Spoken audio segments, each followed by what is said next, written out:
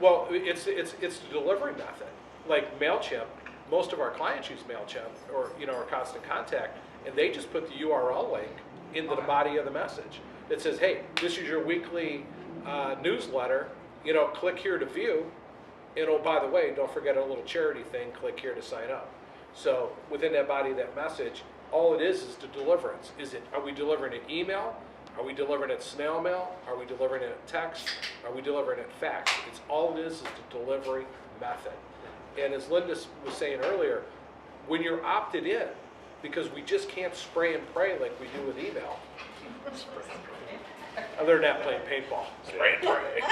And talking about sign up wise, you're right. I can get on Constant Contact in 5 minutes and already. That's correct, but you're sending it via email. Sure. But Can I do the same thing with this template? Well, yes, because you still have your Constant Contact account, but there's a URL that's assigned to your campaign that you're sending out, essentially. But I think he's talking about No. not email. So in other words, just doing text. Yes. Is there text messages You would buy. programs where you can manage yourself like you would manage? Exactly. Yes. Absolutely, Yes. Yeah. Yeah, you just have open access to the dashboard. Yeah. You want to send out your weekly newsletter, you click in. We've got a built-in URL shortener right in our dashboard. Shorten the URL, click send, adios, schedule, however you want to go And how about does it. it get cost-wise? Well, again, it's delivery, where Constant Contact is more of a templated program, per se, okay? Because you still got to build the piece, Sure. except they're using email to send it. We use text to send that same piece through Constant Contact. So you still got to pay Constant Contact. Their price doesn't change. And then What are you gonna charge What do me? you charge? a couple of pennies a message. Well, It's a penny message. A couple of pennies a Yeah. message, Yeah, right? per message. In our service, depends on how many you buy, 3.5 cents to 10 cents, depends on the volume you buy. I don't know whether he was also saying in the delivery of the text message, it's strictly text. It's not going to have, it's not going to look like Constant Contact. It's going to be a text message. No, it'll look, as soon as you click that link, It will be, in fact, I can show you examples when we're done, because we have clients to do it, I get copied on it. And all it is a link. Click, boop, there it is. Nice. just like a Twitter. It's all it's going to open up is in your browser. So my question is, did you create the software for the text messaging, or are you using the service as a? It's ours.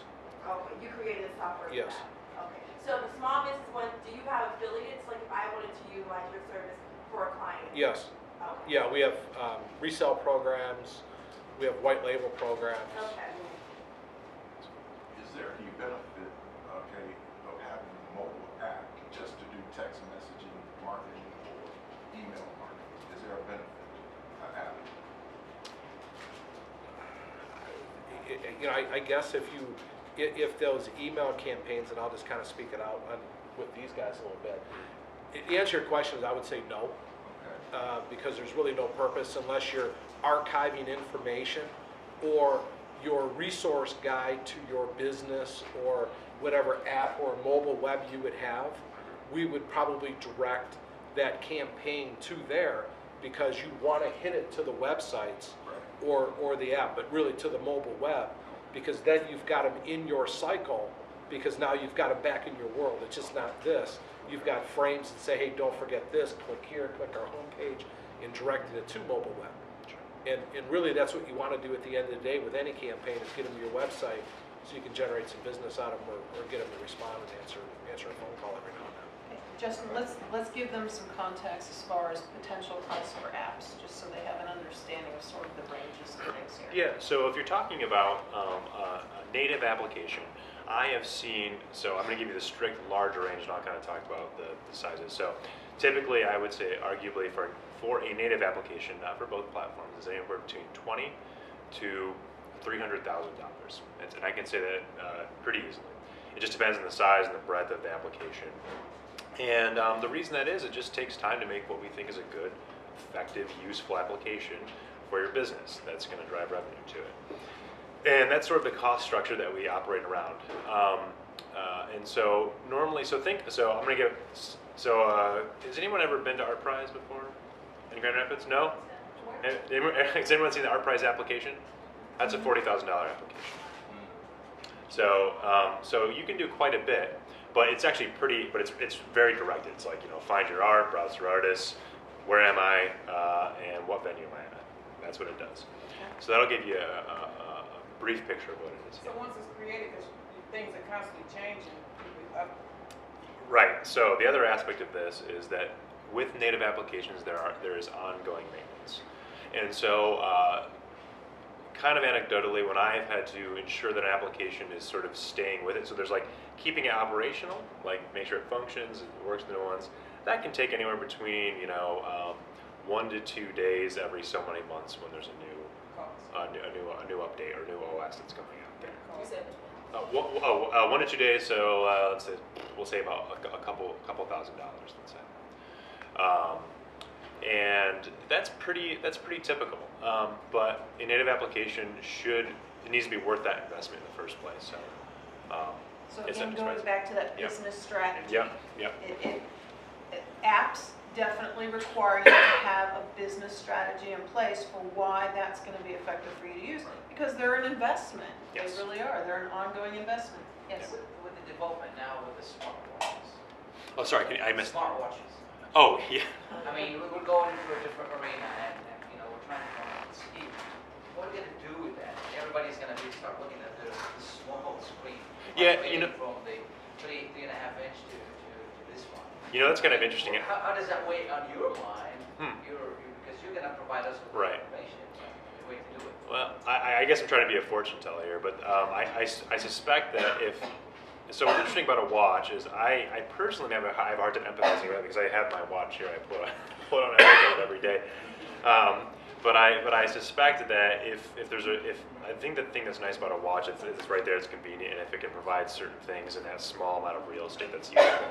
I'm sure we'll find out what it is, but in many ways this kind of might be like a Google Glass kind of thing where it's neat and interesting, but I don't think people want to wear that stuff in their Those face. of us that wear glasses already and have a hard time Yeah. with a cell phone. Yeah, for us old people, I can't see in this room anyways. I'm not sure if a little. Yeah, because Yeah. it is a dilemma. I mean, I've been doing email marketing for a while, and now I'm finding myself it is SMS the way to go, and then but smartwatches are already on the market. A lot of people are asking me, so now what do we do? And I'm like, I don't know. I haven't got one. Get chipped. Yeah. Yeah. Yeah. So one other thing with regard to texting and also kind of riding on standing on the shoulder of the giants is there are a lot of location-specific services for applications now where so for instance, when I fly into a place, it'll tell me about things when I arrive, certain things that are like, hey, there's these services, like, hey, taxi service is this, good food is this, and I don't have to even do anything. And that's the other flip side, not to texting, because texting's opt-in, but guess what?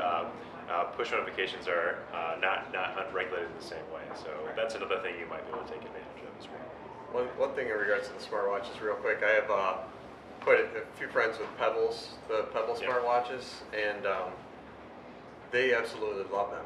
Yeah. They love them because they don't have to pull their phone out of their pockets Exactly. anymore and check their messages. They can quickly read an email. So what it may change is it actually may change those open rates.